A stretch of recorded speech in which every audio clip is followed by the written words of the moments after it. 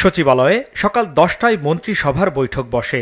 প্রধানমন্ত্রী তারেক রহমানের সভাপতিত্বে প্রায় 2 ঘণ্টার বৈঠকে আইনশৃঙ্খলা ও অর্থনৈতিক পরিস্থিতি এবং প্রশাসনিক কার্যক্রম নিয়ে আলোচনা হয়। সভায় ঈদুল ফিতরের ছুটি একদিন বাড়ানোর সিদ্ধান্ত নেয় মন্ত্রিপরিষদ বিভাগ। 18 মার্চ ছুটি থাকছে, ফলে আগামী 17 তারিখ থেকে 17, 18, 19, 20, 21, 22, 23 একটানা 7 দিন ছুটি থাকছে। এদিকে বিদ্যুৎ সাশ্রয়ে সচিবালয়ের নিজ কক্ষে লাইট ও এসির ব্যবহার কমিয়েছেন প্রধানমন্ত্রী। একই সঙ্গে অন্যান্য মন্ত্রণালয়কে বিদ্যুৎ সাশ্রয়ের পরামর্শ দিয়েছেন তিনি। লাইটের ব্যবহার অর্ধেক করে দিয়েছেন, বলেছে কোনো ব্লাইন্ড পর্দা থাকবে না, তাহলে যথেষ্ট সানলাইট আসবে।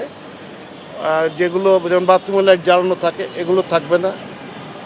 করিডোরে এনার্জি সেভিং বাল্ব লাগাতে বলেছেন। এসির ব্যাপারে বলেছেন যে যেখানে এসি আছে অবৈধ এসি যদি থাকে সেগুলো বন্ধ করে দেবে, আর 25 ডিগ্রি নিচে কোনো এসি চলবে না। আগামী 12ই মার্চ সংসদের প্রথম অধিবেশনের প্রস্তুতি নিয়ে মন্ত্রিপরিষদের বৈঠকে আলোচনা হয়। পরে তথ্যমন্ত্রী জানান, প্রথম অধিবেশনে রাষ্ট্রপতির ভাষণে গুরুত্ব পাবে সরকারের ফ্যামিলি কার্ড, কৃষি কার্ড সহ জনকল্যাণমুখী প্রকল্পগুলো। যে সিদ্ধান্তগুলি নিয়েছি, ফ্যামিলি কার্ড, কৃষক কার্ড, তারপরে কৃষি ঋণ, সেগুলি রাষ্ট্রপতির ভাষণের মধ্যে সরকারের এই সমস্ত পদক্ষেপগুলিকে রাষ্ট্রপতির ভাষণের মধ্যে দিয়ে যাতে প্রতিফলিত হয়, ইতিমধ্যেই যে প্রতিশ্রুতি এবং যেগুলি আমরা বাস্তবায়ন করার উদ্যোগ নিয়েছি, আমরা সে বিষয়ে আলাপ করি। এছাড়া বৈদেশিক কর্মসংস্থান বৃদ্ধি ও প্রবাসী কল্যাণে গঠিত বিশেষ কমিটির সভায় যোগ দেন প্রধানমন্ত্রী। এরপর সফটওয়্যার পার্ক ও আইসিটি সেন্টার পরিচালনার জন্য গঠিত কমিটির বিশেষ সভায় সভাপতিত্ব করেন সরকার প্রধান। এদিকে সড়ক পরিবহন মন্ত্রী বলেন, এবারের ঈদযাত্রা স্বস্তির হবে। সড়কে বাড়তি ভাড়া নেওয়া হলে কঠোর ব্যবস্থা নেওয়ার হুঁশিয়ারিও দেন তিনি। 1.5 কোটি লোককে আপনি এই পরিবহনের মধ্য দিয়ে ঢাকা থেকে ঢাকার বাইরে যেতে সুযোগ করে দেবেন।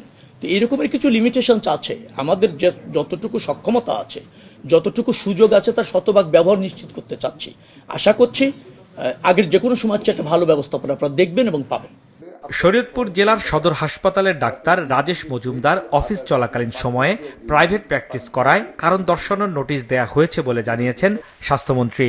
ওনার ডিউটিরত অবস্থায়, ডিউটি থাকাকালীন অবস্থায় যদি সরকারি সময়ের ভিতরে ডিউটি রেখে যদি বাইরে গিয়ে কোনো প্র্যাকটিস করেন, the same thing shall be taken.